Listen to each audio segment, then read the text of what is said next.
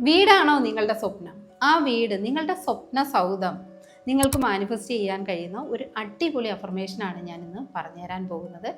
ഞാൻ എൻ്റെ സ്വപ്ന ഭവനത്തിൽ വളരെയേറെ സന്തോഷത്തോടെയും സമാധാനത്തോടെയും സമ്പൽ സമൃദ്ധിയോടെയും കൂടി ഞാൻ അതിൽ എൻ്റെ ഫാമിലിയോടൊപ്പം ജീവിക്കുന്നു.